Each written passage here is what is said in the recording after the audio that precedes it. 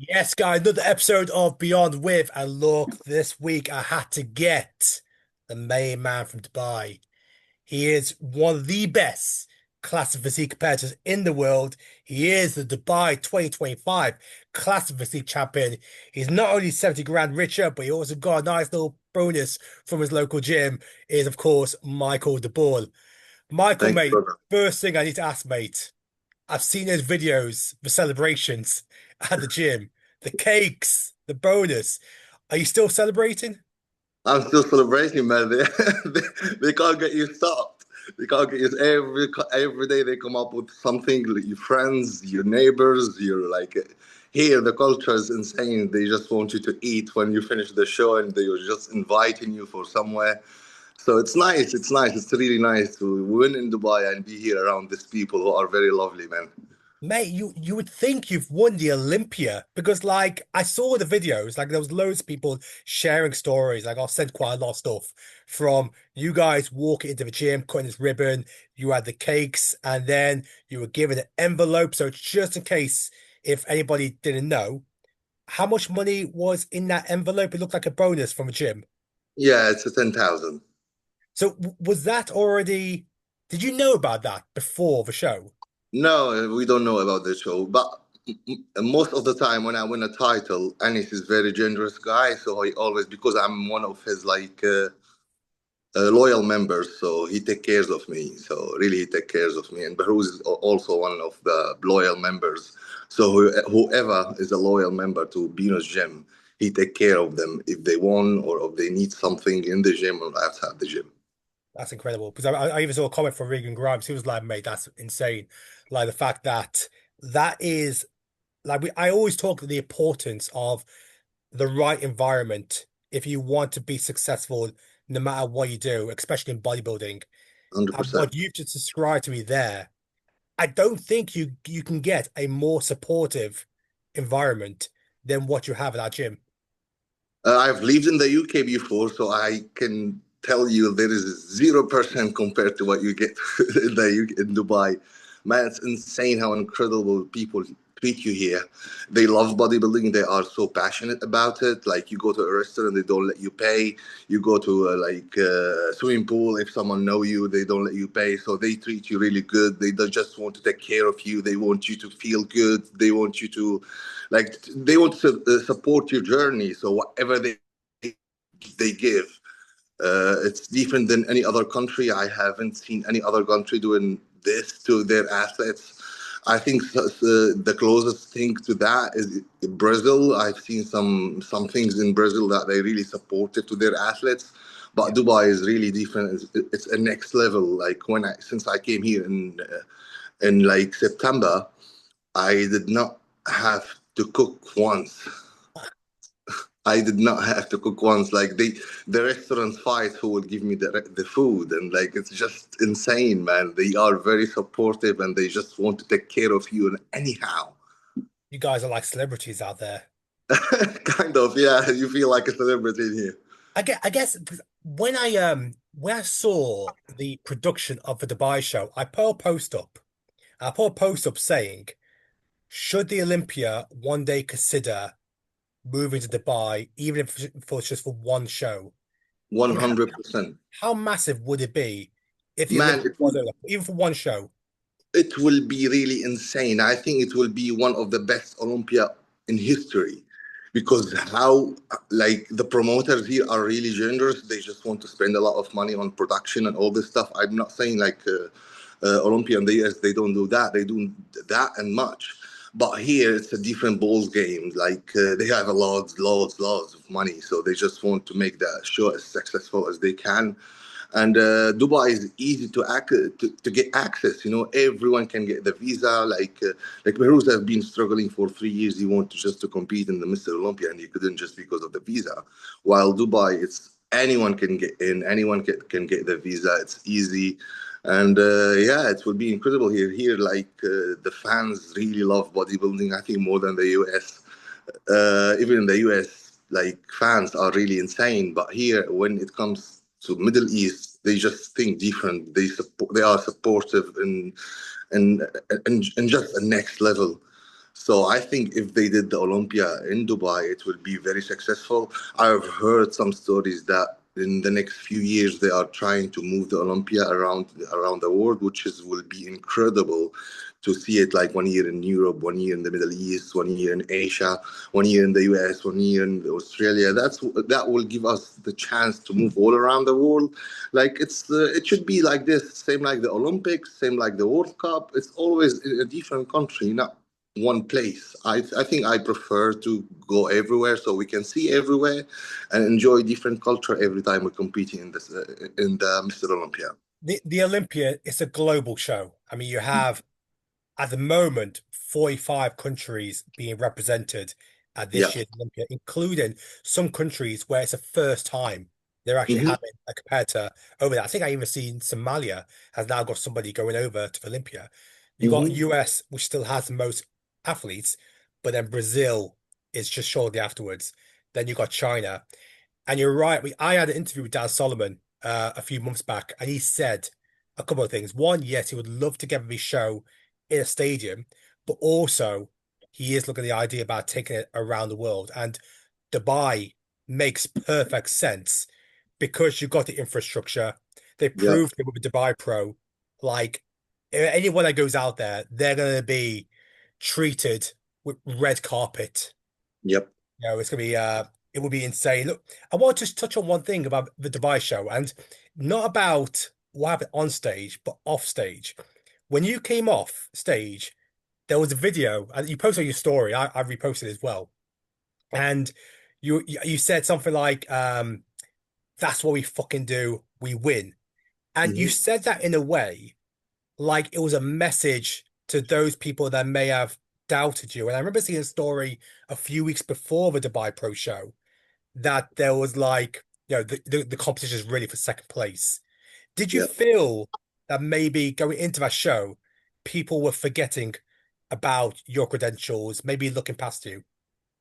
All the time. It happens all the time. When Michael's competing, yeah, Michael's easy to beat. Michael is just like uh, a dude who he get lucky to get the first call out at the Olympia twice. And the first time I like my Olympia debut, I made top 10. So You did, yeah. I'd 2022. always, yeah, and always people sleep on me and they think, okay, he's easy to beat. He's not always the favorite. But realistically, I'm coming from the Olympia as seventh, and no one from the top 10 is there. So realistically, I'm the favorite to win the show. So that gave me a lot of confidence. But also, I heard like, which is like it's kind of nice as well to see it in bodybuilding. Luca was saying in some of the German podcasts that Michael Daboul is easy to beat, which is I didn't know about, but one of his fans, the German guys, they texted me and they told me like Luca is saying you are easy to beat. So I took it serious that back then. I was like, okay, let's see. So I start like getting focused, and I didn't speak with him be in the backstage until we finished the show. After we finished the show, I texted him very nice message that like he's really coming up and he's a really good athlete that I expect him to be on the top for many years to come. And he's very young, but it just also pushed me to push to be at my best because I want people to see there's a different level between the top 10 and any other guys. If someone was coming from the top 10 like Wesley or whoever, I will take it very serious because they are very hard to beat. And if they peaked, it's a problem. And anyone in the top 10 who comes at his best, he's very dangerous to any place at the Olympia. Like, I think this is my best showing ever. The first time I nail like the fullness and the condition to be spot on. And also, I got like really good feedbacks from the judges, from the people around who start saying like could be really in the conversation to be in the top three at the Olympia. It fired me up. I still don't see it, but it still fired me up to push as hard as I can because I just want to hide all my weaknesses. Everybody have weaknesses, and I'm trying to hide them all. And I think maybe structurally I'm not the best on Olympia stage, but muscle wise I'm the one of the very few who doesn't have any weaknesses in any body part. I was going to lean on to that because you meant because obviously Steve Weinberger was a head judge, and of course, as we all know, head judge to Olympia. So, Yeah. what was his feedback to you that you think, you know what, I could take that on board. I could execute it, go into Olympia, and Hmm. you just said like maybe they were saying you could be in the top three. What what was told? What was said to you? First, he said, "Don't ever ruin your time again like you did this show." And second, he said, "Just a little bit of back width, and that's it." Because last time he like after the Olympia 2024, he told me you need a little bit of thicker chest and a little bit of more quads, and I did exactly that. I came with bigger quads. I came with thicker chest, and now it's his only feedback was a little bit of wider back, and I always follow his feedback, and that what make me like always look like a complete physique, not missing anything. So just I'm working on my back now to make it as wide as possible, so I can really be in conversation in the conversation and the mix of the top five at the Olympia this year. And I'm hoping that it fired me up this show, and I have a confidence I can be there. Well, look, I mean, 2022 was the year you won the Arnold UK, right? That's Right. when you made your debut in Olympia top 10. Yep. 2023 was your best sixth place. You Hmm. dropped only one place below to seventh, which you're still Hmm. in the mix with all the big names. One thing I just want to go back to the Dubai Pro Show. I really want to get your mindset here. When you step on stage and you're in that first call out, what are like do you have any like tricks of a trade where you implement when you're on stage when you're against the rest of people? Yes, you're all going through your poses, but Hmm. what do you do to ensure the judges are keeping their full attention on yourself as well as the audience? Is there anything that you do differently to those people around you? Trying to look as big as I can, and I also hit my like front relax in very good way that I show my physique flow very nice way, and I try to just hold. Try to look as big as possible, just to take the attention of the judges, because the first thing they see is the front relax. So this pose is for me is the one of the most important poses of any pose. Just I hit it very hard and I flex very, very, very hard, and I lose a lot of energy only on the front pose just to show them I'm here and I'm really at my best. So look at me, and it works all the time. Just my front pose is my strongest pose, I think. And I was going to say that because you look like you were the biggest on stage. So when you were Hmm. backstage, when you maybe looking at some of the other competitors, you see them for the very first time. You may have seen them before tanning, but now you see them all pumped up. Is that what's going through your mind as well to ensure that I know I'm the biggest out of these guys, but I want to ensure that I still look the biggest because we know sometimes people can pose differently to Yeah, make themselves look bigger. yeah, You've got the more muscle, but yeah. yet you also pose very wide to make you even look even bigger. 100%. Like, well, as soon as I go on stage, you always see my hands are hitting, standing on my waist, so I can look my triceps and my shoulders look round. So I always keep it that way, so I can look wider and rounder. Some other people they just relax their arm and they let like their shoulder go down. I always hit it like that, and I keep Yeah. my shoulders wide. So I never made myself look small. I try to look as big as possible because I know everyone is big, but maybe sometimes they don't know how to show how big they are. Yeah, no, that's a great point there. Before I could just jump on some other stuff as well, I do want to jump on the open division Yeah. because, like, you got the 10 grand bonus. Belarus was there as well. He Mhm. retained his title. I do want to ask you this question because I heard on an interview the other day, Nathan Diasha, he felt that the top two should be between him and Antonio. Obviously, the top two was number one, Belarus, number two, William Bonac, who's having a terrific season, so consistent. Um, what's your thoughts on that comment? And the reason why I ask you is because Belarus is, one of your teammates really when it comes to the gym. Well, to be honest, I wasn't between the fans to see it in person. I just saw pictures and the videos.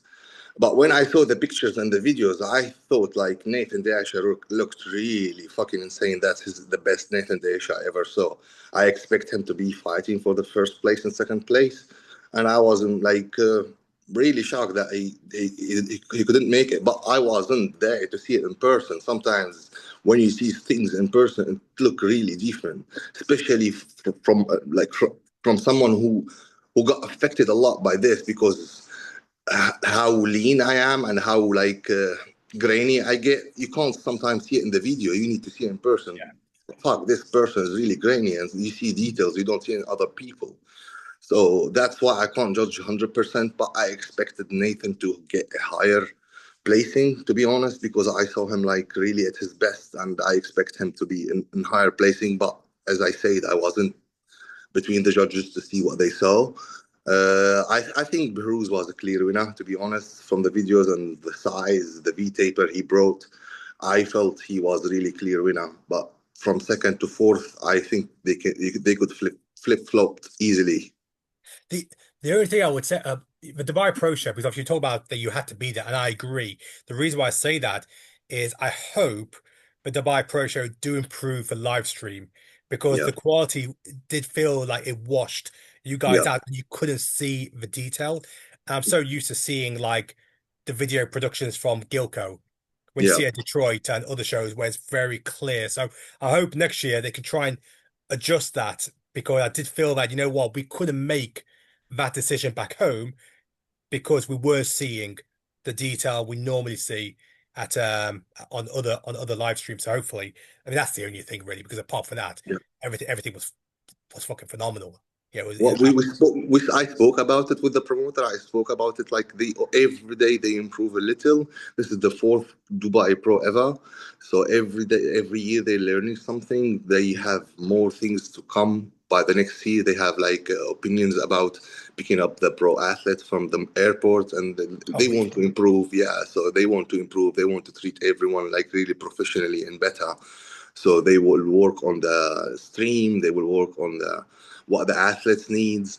And like this is the first year they allow all the pros to go to Oxygen Gym to train for free. So they are planning and Saw that. improving every year by year to do things. And they hear what the feedback from the athletes. What do you think we should improve? What do you think we should improve? And every year they have doing it. Like last year, the tan wasn't as great, and this year they brought Jan Tana all the way from the US to do the tatani for the athletes, and it was a great tan. So yeah, just they trying to improve, and I expected next year to be a bigger with bigger prize money. Uh, I've heard already the classic physique will hit the 100K next year. So I'm not it's not making things. announced. I know I'm rumors, not announcing nothing, but this is what rumors. I heard. It's gonna be like 100K next year for the classic, and I don't know how much for the open, but it's 1,000,000% it's gonna increase. Well, look, I mean, bodybuilding on a financial perspective has never been in a great place. Look at what Pittsburgh did for the Open. Yeah. Arnold have announced a prize money increase going into 2026, not just for the UK, US, but the UK. Dubai always levels up.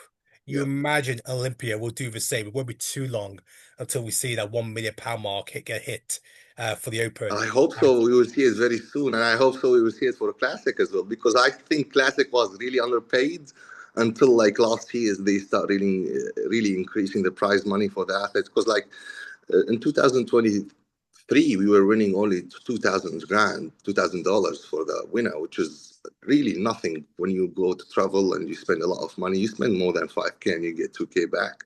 So it's still in the mind as that you need to make money. You don't want to lose money. And I well, think since 2024, this has changed, and the price money for classic physique start going up really big time. I mean, Chris Bumstead announced the day after the Olympia when we had the champions seminar. He said that he is going to invest into the classic physique division, and that's he talked about the prize money. Dan Solomon reiterated that message when I did the interview. So they've not announced the prize money, which makes you think that there is going to be some big announcements coming up when it comes to the prize money for Open and, of course, Classic Physique, especially if Chris Bumstead is getting involved to push it. Because, I mean, look, I was going to ask you this later, but I'll ask you this now. Cbum said that he felt Classic Physique will be more popular than Open and will be the better division. We are, I mean, what's your thoughts on the direction classic physique is going? Because it's grown so quickly. Some people say now it's eclipsing, men's physique on popularity. Mhm. Some people are saying physique wise, they prefer the physiques for classic physique than the open. Now we're seeing the prize money go up. What's your thoughts of the direction classic physique's been going? I think classic physique have uh, more views than the open division, but because we have a lot of shows of classic physique every year, around 70 or 80 shows for the IFBB Pro League for classic physique that make all the top guys separated and many small shows, not many big names in it. That will make it a little bit go downstairs. Otherwise, the Open only have 20 shows per year, always stacked. So that what make the classic a little bit lower because we have way too many shows and not all the athletes are at the top. When it's a big show, when it's a really big show, you can you can argue the classic have more views than the open when it's a big show like the Olympia or the Arnold or Dubai Pro. I guarantee you in Dubai Pro like classic had more views than the open. Here like the fans, the sounds, the craziness I heard for the classic, I didn't hear it for the open. So I know like the classic is really famous in the Middle East. It have a lot of fans and people comes from all over the world just to see the classic physique. The open is really, really up there as well. We can't deny the freakness of those people. Like they are freak. I love watching open bodybuilding, but when it's really a big show with big names like Terence competing, Josima competing, and like Earth and all the top guys, I can't miss that show. I really want to see it, and all people as well. They feel that way. But when you do 70 or 80 shows for classic, there is a lot of shows, and there is not many people we know about are competing in there. That what make the classic physique a little bit lower. So we just want to limit the shows of the classic so we can see really, really competition jumping to those, let's say 25 or 30 shows per year for classic physique. So that will make it stacked and that will attract people to watch it more. But having 70 or 80 shows per year, I think it's a bit too much, and that what making the classic physique limited by growing. Yeah, I listened to the Cutler Cast podcast, and Jay Cutler and Milos actually talk about this. The idea that, at Olympia, when you look at men's physique and classic physique, you could have 60 or 70 competitors Hmm. at the Olympia versus maybe 15 or 20 in the Open, and there's just so many competitors. But Yeah. I mean, look, that's something that I know the Olympia are going to look into, see what they could do regarding numbers. But this year, the storyline, we know the storyline, the Open, Samson versus Hardy versus Derek, Nick Walker there, classic. Who's going to be the new guy to take over from Cbum after the title's been taken for 6 years? That's where a lot of the excitement is around. I want to go back to yourself. I want to go back to yourself, mate. And I want I want people to take something away from yourself. And what I want to talk about is the importance of standards. Yeah, you're a professional bodybuilder. You used the term professional a few times in this interview. What are your standards that you live by to ensure that, you live up to the highest possible potential you can achieve as a professional bodybuilder? I think it just uh, getting yourself alone in the last 4 or 5 weeks. Like I see a lot of people when they start prepping, they having a regular life, even trying to be normal. To be at the top, you can't be normal. That's something really guaranteed. You have to be like isolated for the last 4 or 5 weeks. You can't go out much. You need to be focused a lot and doing a lot of cardio, a lot of posing, a lot of training, and that will take a lot of your time and your energy. You need to have your routine, and that you're doing it every day for the last 4 or 5 weeks is very important to isolate yourself for 4 or 5 weeks at least in prep to be at the top. And I think everyone from the top 10 do that. But people who doesn't do that, they start like missing places or dropping places So it's just about the mindset who can isolate themselves and suffer a lot to be at the top, to focus on doing one job is bodybuilding. The last 5 weeks, I'm giving up on everything but bodybuilding. That's how it works out for me. I really isolate myself to be not around people. It's it's annoying because you Big start like sacrifice. it's annoying because you're sacrificing to see your friends, to see your family, just to be the best possible bodybuilder you can be. And this is how it works out for me, that I isolate myself. I start focusing on bodybuilding, doing everything related to bodybuilding regarding posing, regarding training, regarding cardio, regarding food, and everything is about bodybuilding in the last 5 weeks. And I don't think there's too many people does that. That's yeah, because I mean, I talk about support network and, those friends or family, the people that understand what you're going through, and they're the ones that sometimes you need to, they can help you pick yourself up. But what you're talking about really is isolating yourself to a point where when you're in the business end of prep, that last 4 to 5 weeks, where you Mhm. mentioned the word suffering, you are isolating yourself to really, you are your own motivation. You don't need anyone to pick yourself up because you know the task at hand. So you completely isolate everyone and just keep self tunnel vision by yourself. Like I keep some people around me who I know they support my journey, who can help me with my journey, like who will help me with my posing, who can check on me to see me I'm on track. So those few people I keep them around me, but I need to be locked in. I need to be locked in to be able to be locked in. I can't meet normal friends who doesn't know about bodybuilding, and I regular people who don't know much about bodybuilding. They just know Michael is just a good bodybuilder, but they don't know how what I go through. I need around me people who knows what I'm going through, what I'm thinking, how I'm suffering, so they can support me when I needed a lift. So I think I isolate myself, but I keep my circle very small and very tight. That those people I know when I need the help, they will help me to push my journey to be at my best. So yeah, it's still isolation, but very limited with people who support you only in bodybuilding, not in any other part of their life. Well, let's talk about you then on the daily basis side. So I always talk about non-negotiables. Three Hmm. non-negotiables are these are the things that I live by every single day. So for example, I interviewed Sasarati the other day. I Hmm. asked him the same question. What are your three non-negotiables that you live through every single day? And one of them he said was training is always on my term. I would train on if someone wants to train if I train at a certain time every day, and it's always my schedule, nobody else. Yeah. Same with another one you mentioned about that he always needs at least 20 minutes to drive to the gym for the right music to hit before he starts his session. They're like some of his non-negotiables that he lives by every single day. So I ask you, Michael, what are your three non-negotiables that you live by every day? Well, the first thing in the morning when I wake up, there is a 1 hour cardio. I can't, nothing Always. can, always, nothing can break this. Whatever I have, comes first. That 1 hour of cardio comes first. Whatever I will have, this is the priority. Same So time? same time every day, 11 What a.m. time? 11 a.m.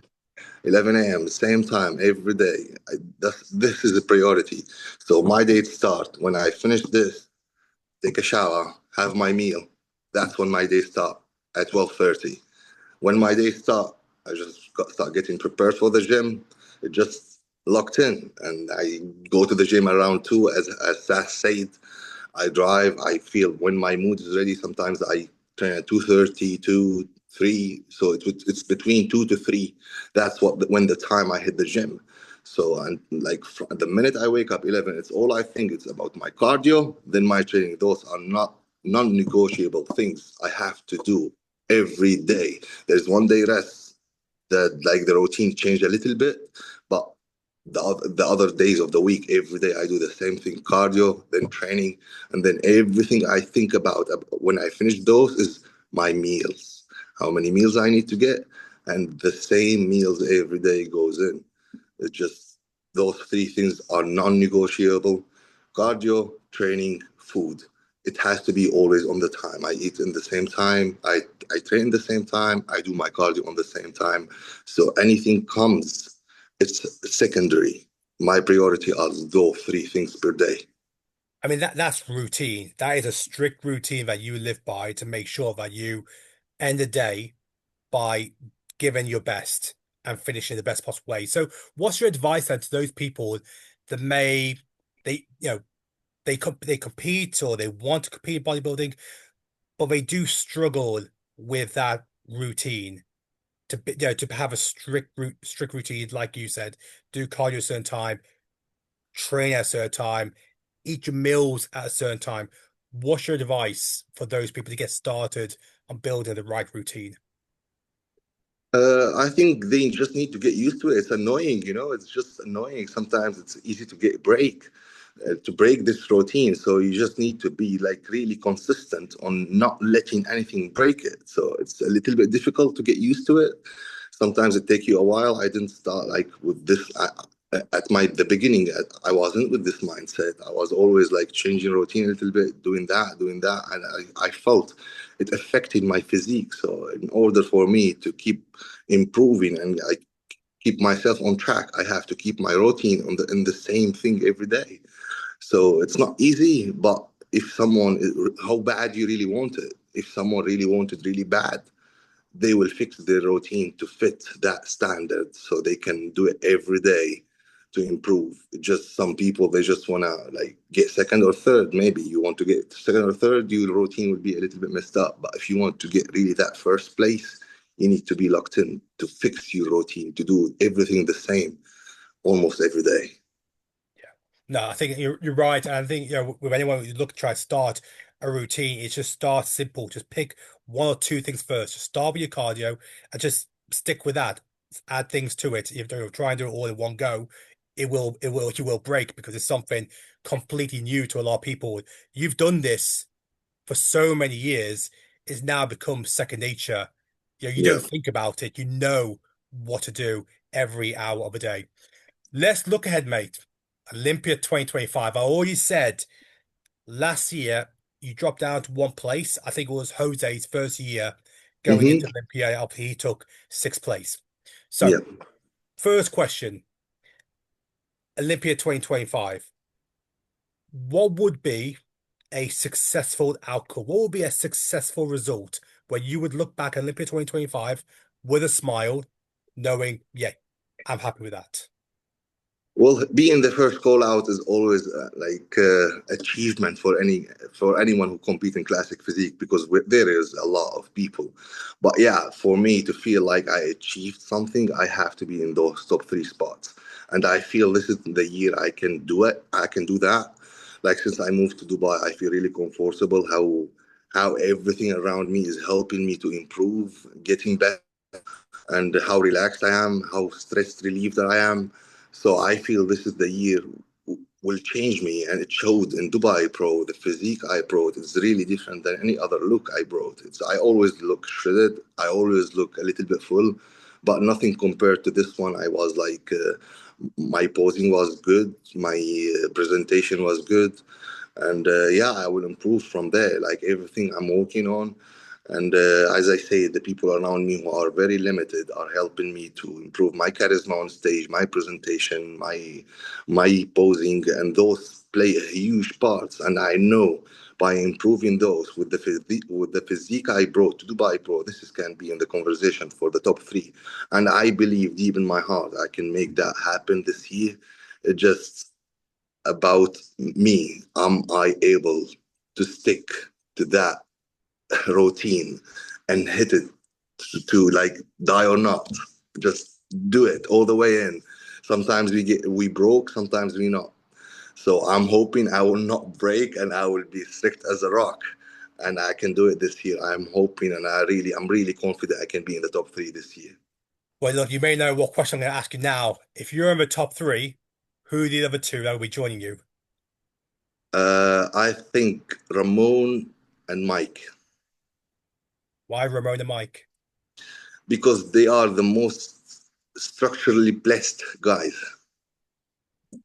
They are very structurally blessed. So if they are locked in and they come 100%, they are very, very hard to beat. Very hard to beat. I They mean, have no weaknesses. we look at some of the other guys. You already mentioned the names, but us, um, obviously Logan Franklin. Hmm. We got yourself. We hope Jose will be back there. Obviously, he's going to be back on prep, so we hope to see him back there as well. We look at some of the other ones that maybe were fell short in those top six to eight places. Now Darwin is look try and push as he gets back to stage. Yeah, there is plenty of classic physique competitors, which really makes this one wide open. Who do you think, apart from yourself, because obviously you were seventh last year, and if you come to top three, that's a massive jump over a lot of big names.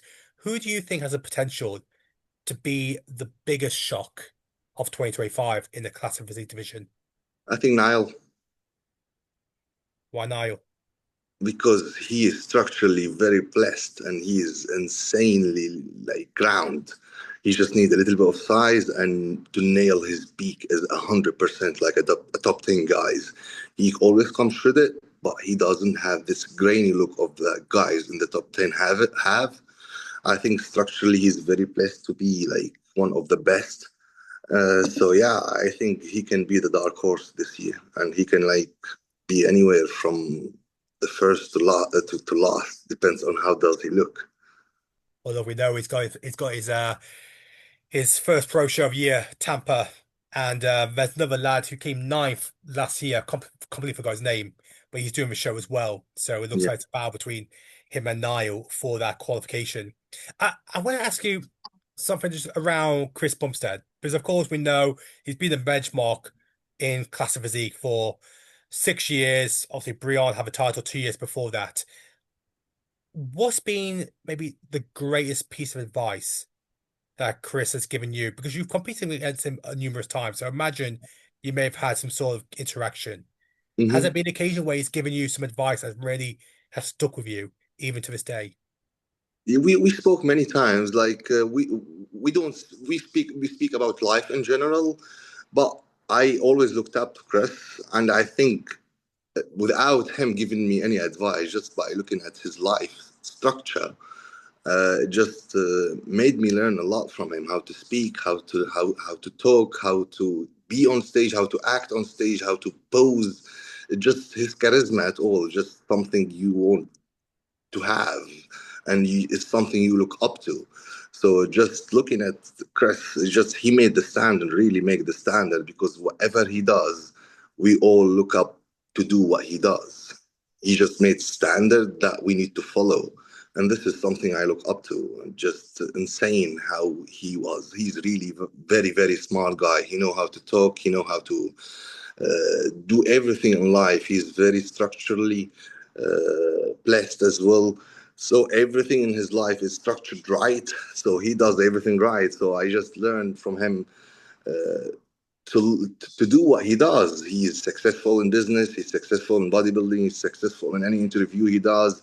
He speak right, and so we look up to someone like that. So without him giving me any advice, just looking at him and listening to him, it's advice by itself. Well, let me flip this to something else then. Because we talked we you spoke about family a moment ago, which when you came to isolating yourself, Hmm. friends and family, and just those who are closest to you that understand your journey when it gets tough towards the back of the prep. Family's always been important to me, and I know family's important to a lot of people. What's been the greatest lesson your family has taught you that has allowed you to be successful in bodybuilding? Uh, I think not to give up, because I used to give up very easily, and they taught me something like if you fail once, if you fall twice, if you fail three times, that's a lesson for you to get up and keep going, because you learned from those mistakes you did before. So they always give me the mindset of not giving up.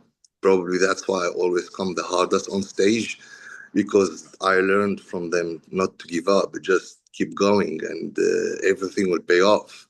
So that's the mindset they give me. I think they built my mindset by keep telling me don't give up because it's gonna pay off, and it's paying off finally after years of working hard. And it comes to this point to be like one of the best classic physique in the world. This is just mind blowing for me. You know, I never expected myself to be there or to be here because I struggled to win the pro card in 2018 and 2019. I competed more than 10 shows, lost all of them without even winning the pro card. So winning pro cards for me was hard. And then later on, like when I won the pro card, I thought, what the fuck I'm gonna do if I was struggling to beat the amateurs? How I'm gonna be the pros now? But because of my family, how they built my mind and how they let me always push and not give up, it gave me the hope that if I keep working hard, I'm gonna be there, and here I am. By the way, before we wrap up, I want to ask one final question, and it's to do with the t-shirt you're wearing right now, Dark Sport. I love what they stand for. Like when they put content, it's the attitude, the personality, the character, the the environment they've created for the athletes is something else. Which leads me to my question. We've talked about the importance of having that right environment, the people around you. Equally, what's important is the right sponsor, a sponsor that 100%. supports your goals and you get inspired by them. I'm assuming Dark Sport is something that inspires you on a daily basis. 100%. They treat me like a family. Like when they speak to me, they don't speak like to me as an athlete for them. I feel a brother speaking to me, a sister speaking to me. We all like a family. We ask about each other like a family, and that's what make us very close. They treat us like this is your brother, that's your sister. This is we're not just a sponsorship or a company. We are a family, and this is what we are trying to build. So how they support us is something really, really special. I have never seen in my life any sponsor come close to dark sport, and the way they treat us and the way they support us to make everything easy for us during the prep until the day of the show. They try to do anything they can to support your journey and to get you there. And that's what why we they are the best sponsor ever and the best clothing company. Nothing come close because of the structure they built about dark sport. We are family, man. I also this leads my second question to that. So, what's your advice then to people when they're trying to find the right sponsor? Because I said the importance of having the right sponsor that supports you, and everything you said just then tells me this is a perfect brand to be part of if they're going to support your goals no matter what. So, what advice would you give to somebody who is trying to find the right sponsor to give them that support? It's just to look, do they fit my needs? Are they looking only to like get money out of me just to make sales, or they just looking to build a relationship that we both gonna grow together? And this is what dark sport they think about. We're gonna grow all of us together. They don't think about we want to make the money. They just think we want to grow. We want to be the best at everything we do. So if you're looking to get a sponsor, just look at the company itself, the structure of the company. Are they looking to improve you as they want to improve yourself? So if they are looking for that and they want to build your career, so they can build their brand. That's what I'm always look at the sponsor. What they want from me, not what they only want from me. What they want in general, how they want to grow, and if they just want to grow or they just want us all to grow together. And this is what I look at the sponsors. No, great advice there, and I agree. Look at what the brand stands for. Look at how the support they're offering their athletes. Maybe just reach out to the athletes as well, asking them Hmm. at the same time. But I mean, obviously, yeah, you're very fortunate to be involved in such a successful brand as now Nick Walker, Brad Hendrickson, Ramon Dino. I've seen Dorian Yates on there as well, Kevin Larone, Kai Green. Yeah, the list goes on and on. That's just on the men's side. There goes some solid female competitors in the It's bar just female scene. insane. These people are idols for us. Just to be able to be with them in the gym, or when we have an athletes meeting for dark sport, is just insane. These people, I used to look up to them, and now they are just my friends who I can speak to and I hang out with. It's just insane, man. The thing they create for us to be like a family with these people is just insane.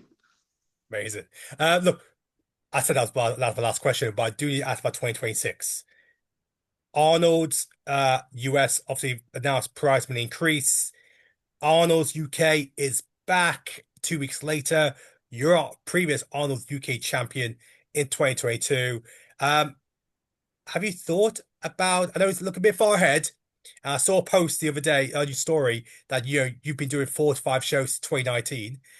Yeah. First question, are there any more shows in 2025 apart from Olympia? And second question, 2026, are we going to see you back at the Arnold UK in 26?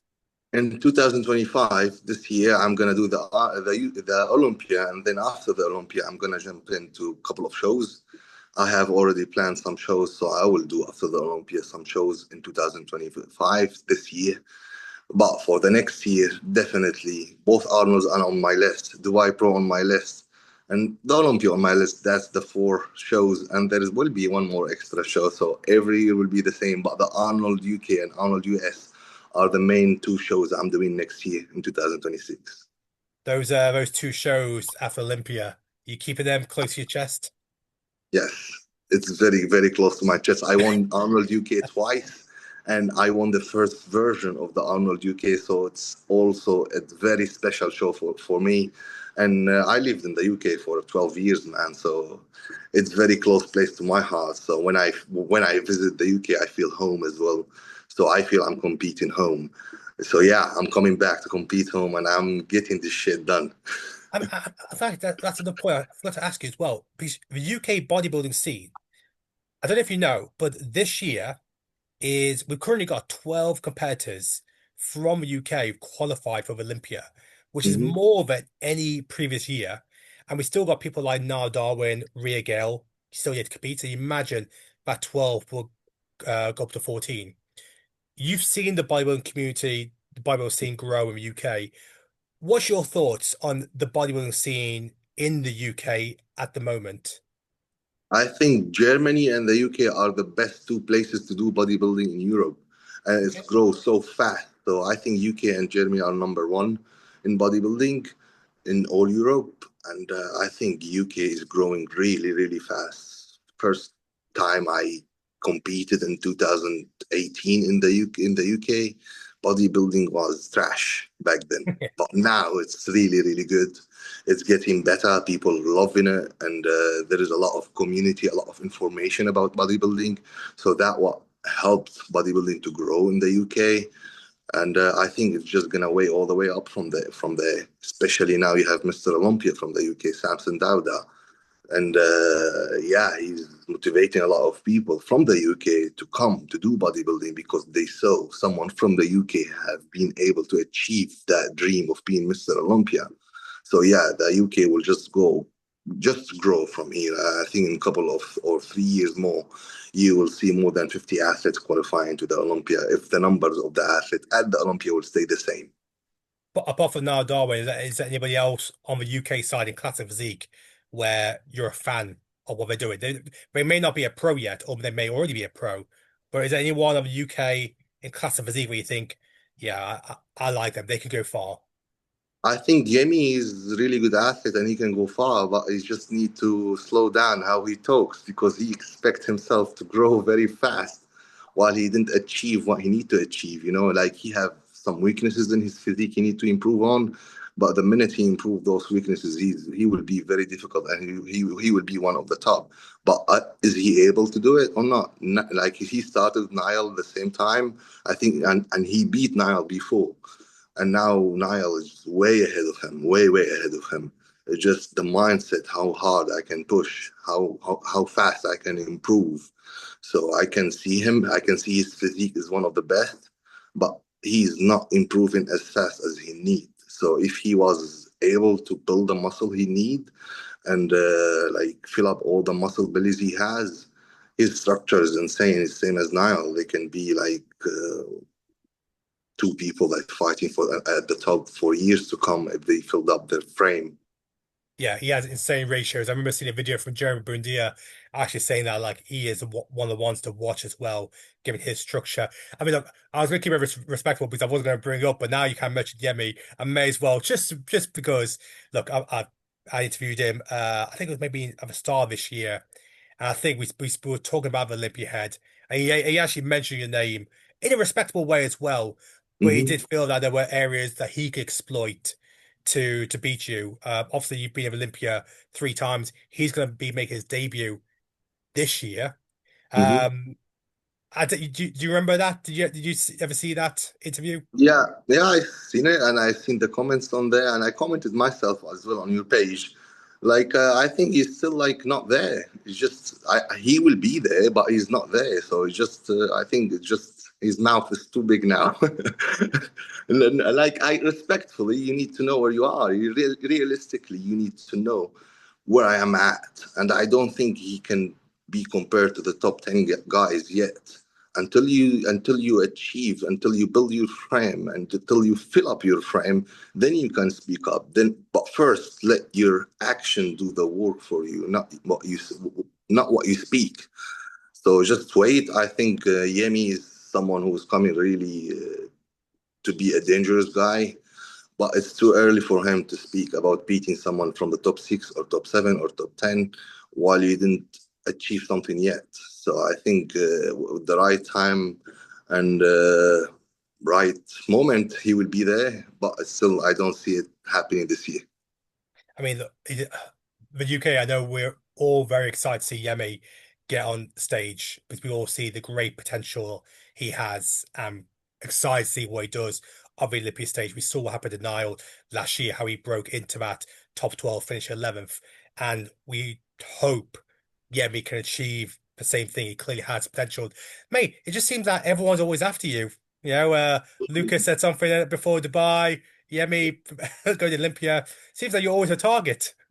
Because like structurally I don't look 100% the best. I'm just lucky to have no weakness in my physique. I have all the muscle like fit together. So, but my waist is not as small as their waist, so they think it's waist building. It's not waist building, it's bodybuilding. So just I come hard, I come big, I come with no weaknesses. So until you achieve that, you come hard, you come full, you come with no weaknesses, then we can look at the structure. Structure doesn't come first.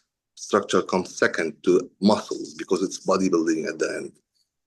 No, that's a great place to end. It's not waist building, it's bodybuilding. Look, Yes. Michael, just want to say, mate, once again, a huge congratulations of Dubai Pro. Look, the moment we saw that video, I can't remember who posted it. It may have been RX Muscle or somewhere else, but they posted a video and then everyone was like, game over. Game over. Give him the first place, give him a 70 grand check. I'm sure some of the other guys felt that way as well. But look, you're a seasoned professional. You've been to the top. You've won the Arnold UK. You've placed top six of Olympia. And now this Olympia coming up in, I don't know how many weeks now, 16 weeks, 15, 16 weeks to 17 Dubai. weeks. Yeah, there we go. Las Vegas. This is where I feel that maybe we're going to see the best ever Michael. And you know what? It's all up for grabs this year. It's all up for grabs at Olympia. Anyone can take it. I know people talk about Mike Summerfield, Dino, all the rest, but you know what? Game on. This is why that division could be the headline act for 2025 Olympia. I'm super excited to see how it all plays out. 100%. It's open to anyone. So it's who can reach their peak at the best and the maximum peak you can get. If you slipped a little bit, you will go from first to 10th. And we see it happen so many times. Woodley came first at the Arnold USA and then dropped to 8 at the Olympia. He missed his peak. So at the top, that level, you need to nail it at 100%, at 1,000% if possible. So if you missed your peak by a little bit, you might drop few places, if not too many places. So It's just up to the grab. There is no Chris Bumstead who come 90% and beat us all. You have to be 100% to win. Well, the one thing we know about classic physique is that most times people are always coming peak. That's just one division where a lot of times you see people at their best because the guys at the top, they don't mess about. And Yeah, because that's they know if they mess, they fucked. So no one want to mess. exactly. And there's too many good people, too many good pros waiting either behind them or around them to jump that place. And that's where God, yeah, this Olympia is going to be insane. Michael, wish you the very best. Enjoy the rest of your celebrations that you're having right now in Dubai. I hope it continues for the rest of this week, and then you can take everything else back onto Olympia. But all the best for that show. I'm I'm hoping to be out there. I think Jake Wood's trying to score me a media pass. I'm hoping to get there. But yeah, mate, wish you all the very best. Thank you, brother. And see you at the Olympia, man.